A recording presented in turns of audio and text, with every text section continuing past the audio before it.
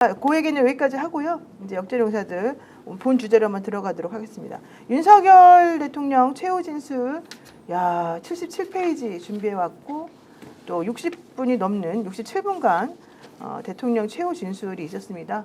뭐 국민이라는 단어가 59번 들어갔고 탄핵이라는 단어가 50번에 들어갔고 간첩이라는 단어가 23번에 들어갔다.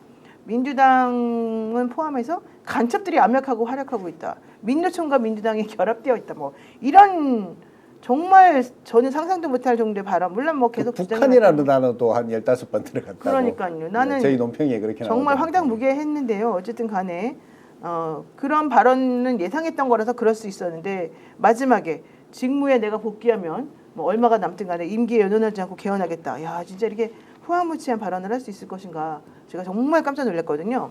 일단 이 발언 한번 보고 얘기하겠습니다. 12.3 비상계엄 선포는 이 나라가 지금 망국적 위기 상황에 처해 있음을 선언하는 것이고 주권자인 국민들께서 상황을 직시하고 이를 극복하는 데 함께 나서달라는 절박한 호소입니다. 단여 임기에 연연해하지 않고 개헌과 정치개혁을 마지막 사명으로 생각하여 87 체제 개선에 최선을 다하고 싶습니다. 개헌과 정치개혁 과정에서 국민 통합을 이루는 데도 노력을 다할 것입니다. 어쨌든 뭐 윤석열 했다 이렇게밖에 저는 생각할 수가 없는데요. 어떻게 생각하시는지 좀 들어볼까요? 저게 계엄과 임기단축했는데 나중에 계엄과라고 얘기한 거라고 주장할 수 있지 않을까 하는 생각을 하고요. 개헌이 아니라 계엄과. 그래서 다시 한번 계엄을 하겠다고 내가 얘기하지 않았냐. 네. 뭐 이렇게 충분히 우기고도 남을 인간이라는 생각을 하는데 사실은 저거 안 봤습니다. 왜 해봐야 저 또 헛소리 뻑뻑할 거고. 잘하셨어요. 입만 열면 불안데 저 보면서 스트레스 받아야 될 이유가 있는가. 나중에 다 평가하시는 분들이 평가해주면 한번 읽어나 보자. 이제 이런 생각으로 안 봤었는데 이제 저게 보면 감사와 성찰의 시간이라는 단어가 나오더라고요. 이게 감사는 결국은 이제 구구 세력들에게 내가 고마워하고 있으니까 좀 더 힘내라 이런 메시지를 주는 것 아닌가 싶고 성찰의 시간은 아이씨 내란 좀 잘할 걸 뭐 이런 좀 반성이 있었던 것 같아요.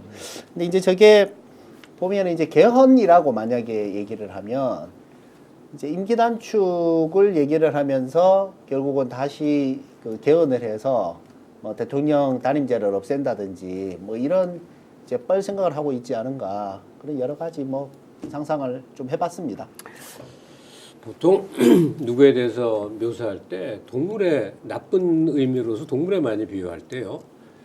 윤석열을 멧돼지에 많이 비유했거든요. 네. 등치도 그렇고 저돌적이고 하는 짓도 그렇고 무식해 배고 이 모든 거에 총합으로 이제 멧돼지 같은 자아이랬는데 이번 그 탄핵 관련 변론에 나서는 전체 과정에서 느낀 거는 멧돼지가 아니었구나.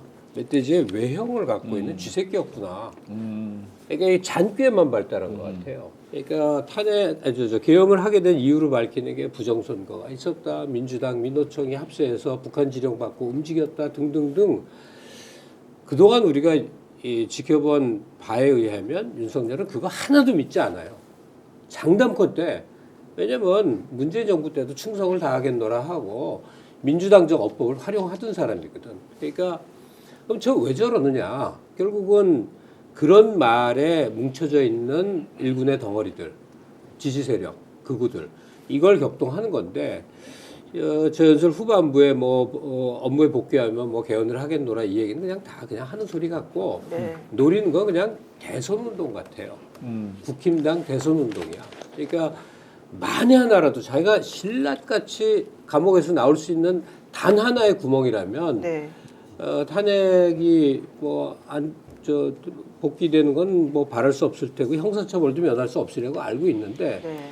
이제 국힘이 다시 집권하면 그나마 희망이 있다 하는 단 한 가지만을 노린 60분짜리 개소리 아닌가 그렇게 생각이 들어요. 네, 기자님 어떻게 보셨어요? 좀 슬펐죠. 사실 슬펐어요? 도대체 우리 사회가 얼마나 이제 추락을 한 것인가. 저 한 사람의 잘못 뽑힌 대통령 때문에. 사실 저는 기자 일을 하는 30년 동안 가장 미운 사람들이 사기꾼이야. 거짓말하는 사람. 이 거짓말은 주변 사람들 영혼을 망가뜨려요. 사람이 사람을 못 믿게 만든다는 게 얼마나 큰 범죄인가. 차라리 그냥 때려서 매를 한 대 맞으면 안 맞고 피하고 살면 되는데, 그래서 저는 언론의 가장 정말 처음이자 끝의 사명이 거짓말장이, 특히 공론장에서 중요한 역할에 있는 사람의 거짓말을 공론장으로부터 축출하는 게 정말 가장 중요한 소임이라고 생각하고 주로 사기 범죄 취재를 많이 했어요. 근데 저렇게 상습적이고 중요한 것부터 사소한 것까지 일관되게 거짓말을 하는 사람이 거대한 저 거짓말이 작은 거짓말, 거짓을 구조화시켜 버렸잖아. 계엄군 일부도 거짓말하고 그 정치권의 사람들도 다 거짓말하고 있지 않습니까? 자기들 거짓말인지 알면서 심지어.